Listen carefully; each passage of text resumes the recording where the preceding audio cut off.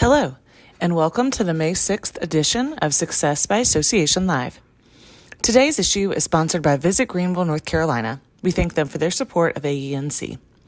Today's article is written by Jim Slaughter and is reprinted with permission.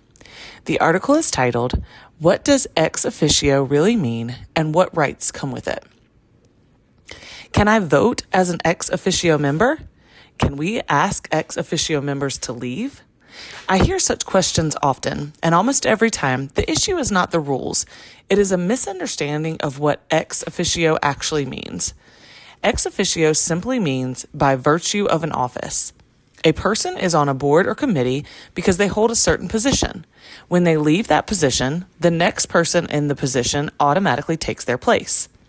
Many people think ex officio means a person cannot vote.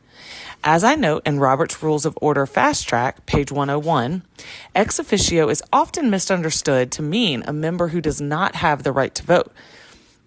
The term ex officio itself does not limit rights unless the rule creating the position says so, such as ex officio without the right to vote. FYI, references in this article are to Robert's Rules of Order newly revised. If your organization follows another parliamentary manual, such as a version of the Standard Code of Parliamentary Procedure, Sturgis, the approach is generally more flexible. Under the authority of the organization, the more important question is whether the ex officio member is under the authority of the organization.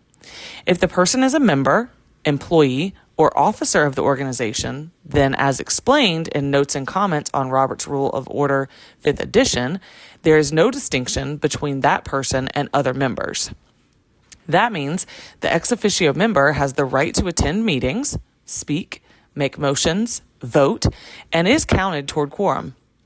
If the person is not under the authority of the organization, the result is a little different. The individual can still attend meetings, speak, make motions, and vote, but the person does not have to attend and is not counted when figuring out quorum. In short, as noted in Robert's Rules of Order 12th edition, the individual has all the privileges of board membership, but none of the obligations. A simple example. Assume a nonprofit association names the president of some other organization as an ex officio member of its board. The ex officio board member is not under the authority of the nonprofit, so the member can attend meetings, speak, make motions, and vote, but the individual does not have to attend and is not counted toward quorum. Now change the facts. Suppose the ex officio member is the organization's executive director. The executive director is under the authority of the organization.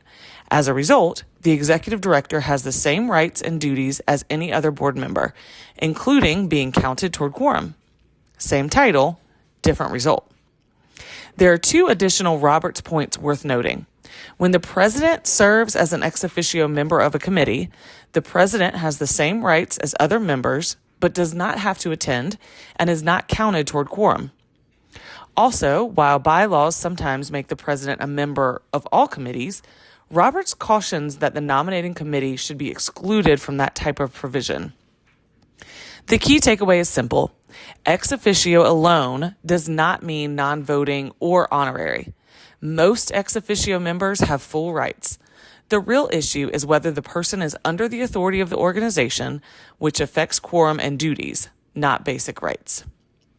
That concludes this article. We hope you have a great rest of your day.